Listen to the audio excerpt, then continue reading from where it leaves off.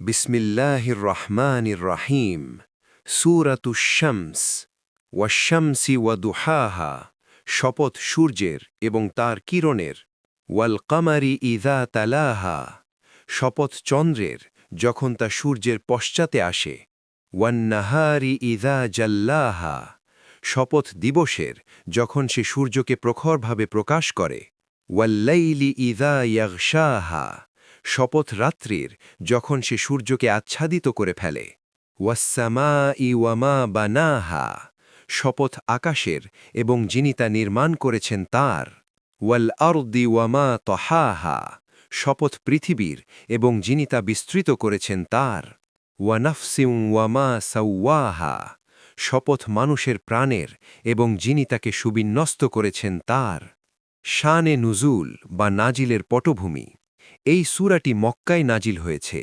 এর মূল উদ্দেশ্য হল মানুষকে তার অন্তরাত্মার গুরুত্ব বোঝানো।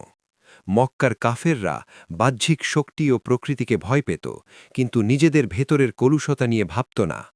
আল্লাহ তাআলা মহাবিশ্বের বিশাল সব সৃষ্টির সূর্য, চন্দ্র, আকাশ এর শপথ করে বলছেন যে যেমন দিন রাতের পরিবর্তন হয়, তেমনি মানুষের মনেও ভালো ও মন্দের দুটি প্রবণতা আছে।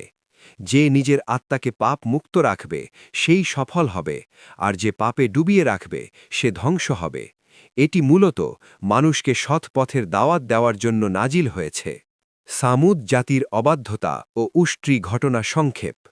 হজরত সালেহ আলাইহিসসালামের কওম সামুদ ছিল অত্যন্ত শক্তিশালী ও কারুকার্যে দক্ষ জাতি। তারা আল্লাহর কাছে একটি অলৌকিক নিদর্শন দেখতে চেয়েছিল। তাদের দাবি অনুযায়ী আল্লাহ তাআলা একটি বিশাল পাহাড় থেকে একটি জীবন্ত ও গর্ভবতী উষ্ট্রি বা উট বের করে দেন। সালেহ আলাইহিসসালাম তাদের সতর্ক করে বলেছিলেন, এটি আল্লাহর উষ্ট্রি, একে কষ্ট দিও না এবং এর পানি পানের অধিকারে বাধা দিও না। কিন্তু তাদের মধ্য থেকে কুদার ইবনে সালিফ নামক এক পাপিষ্ঠ ব্যক্তি সেই উষ্ট্রিকে হত্যা করে। তারা আল্লাহর নির্দেশ অবমাননা করে এবং ঔদ্ধত্য প্রদর্শন করে। ফলে এক ভয়াবহ গর্জন ও ভূমিকম্পে পুরো সামুদ জাতি ধ্বংস হয়ে যায়। শিক্ষা: এই ঘটনাটি প্রমাণ করে যে যখন মানুষ তার নাফসের বা প্রবৃত্তির দাসে পরিণত হয় এবং আল্লাহর স্পষ্ট নিদর্শন অবজ্ঞা করে, তখন তার পতন অনিবার্য। আত্মার পরিশুদ্ধি না থাকলে শক্তি বা সম্পদ কোনো কাজে আসে না।